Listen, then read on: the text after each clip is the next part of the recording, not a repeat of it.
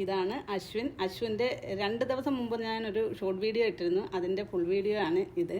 അശ്വിൻ ഷോപ്പിൽ വന്നാണ് clean shave ചെയ്തത്.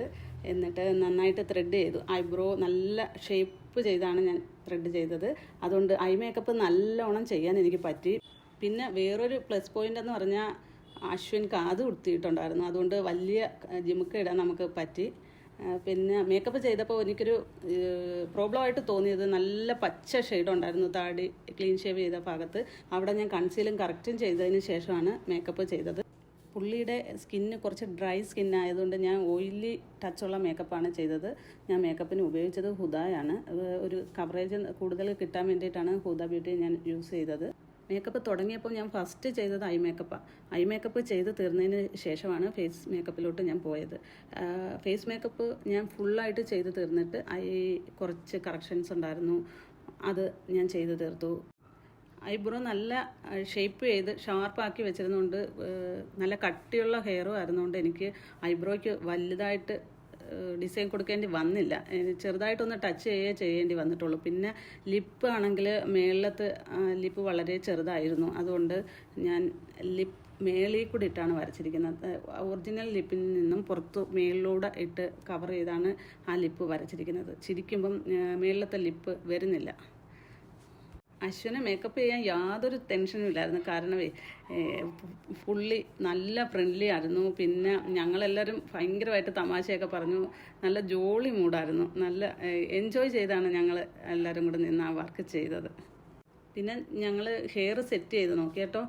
സെറ്റ് ചെയ്ത് നോക്കിയിട്ട് ലോങ് ആയിട്ട് ഇടണോ, ഷോർട്ട് ആയിട്ട് പുട്ടപ്പ് ചെയ്യണോ, ഇങ്ങനെയൊക്കെ നോക്കി കുറേ മോഡലുകൾ നോക്കി. ഫ്രണ്ട് പോർഷൻ ഇങ്ങനെ എടുക്കണോ, ചരിച്ചെടുക്കണോ, ഫ്രണ്ടിൽ തന്നെ വരണോ, ഇങ്ങനെയൊക്കെ നോക്കി. പിന്നെ കഴുത്ത് ഒരുപാട് വലിയ വൈൽഡായിട്ടുള്ള കഴുത്തായതുകൊണ്ട് ഞങ്ങൾ കഴുത്തിലൊക്കെ നല്ല രീതിയിൽ മേക്കപ്പ് കൊടുത്തിട്ടുണ്ട്. ഹെയർ നമ്മൾ സെറ്റ് ചെയ്തത് എല്ലാവർക്കും കഴുത്ത് വൈൽഡായതുകൊണ്ട് പുട്ടപ്പ് ചെയ്യുന്നതാണ് കുറച്ചുകൂടി ഇഷ്ടപ്പെട്ടത്. അതുകൊണ്ട് ഞങ്ങൾ പുട്ടപ്പ് ചെയ്യാമെന്ന് തീരുമാനിച്ചു. ഈ കോസ്റ്റ്യൂം നമുക്ക് തന്നത് ജാൻവി ഡിസൈനിലെ പ്രീതിയാണ്. എൻ്റെ ക്ലോസ് ഫ്രണ്ടാണ് പുള്ളിക്കാരി.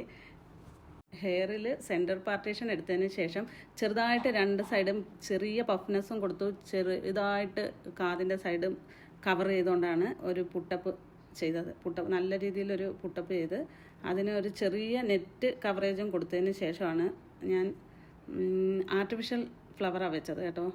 അത് ഒരു 2-3 ലെയറോളം ചുറ്റി ആ ഹെയറിൽ വെച്ചു. അത് ആ ഡ്രസ്സിന് മാച്ചാവുന്ന നോക്കിയാണ് ഞങ്ങൾ എടുത്തത്. ഒരു ക്രീം ഷെയ്ഡും ഒരു റെഡ് ഷെയ്ഡും കൂടെ ചേർന്ന ഒരു കോസ്റ്റ്യൂം കൊടുത്തിരിക്കുന്നതുകൊണ്ട് ഞാൻ ആ രീതിയിലുള്ള ആർട്ടിഫിഷ്യൽ ഫ്ലവറാണ് എടുത്തത്. അത് 2-3 ചുറ്റിയാണ് വെച്ചത്. നമ്മൾ കുറേ ഓർണമെൻറ്റ്സ് സെറ്റ് ചെയ്ത് നോക്കി. ഒരു 5-6 ടൈപ്പ് മാലകൾ നമ്മൾ മാറി മാറി സെറ്റ് ചെയ്ത് നോക്കി. ഒന്നും മാച്ചായില്ല. അതിന് ചേരുന്ന ഏറ്റവും അവസാനം നല്ല 2 മാല മാച്ച് ചെയ്യുന്ന രീതിയിൽ എടുത്തു. അതാണ് അവസാനം ഇട്ടത്. ഷോള് നല്ല രീതിയിൽ ചെറിയ പ്ലീറ്റ് കൊടുത്തിട്ട് ബാക്കിലോട്ട് കണക്ട് ചെയ്ത് കുത്താൻ നോക്കി. അത് ലെങ്ത് കൂടുതലായതുകൊണ്ട് ഞങ്ങളത് വേണ്ടെന്ന് വെച്ചിട്ട് അപ്സാരി മോഡലിൽ ചെറിയ പ്ലീറ്റ് എടുത്തിട്ട് റൗണ്ട് ചെയ്ത് കുത്തിയിട്ട് നമ്മൾ ഉഡ്യാണം വെക്കുകയാണ് ചെയ്തത്.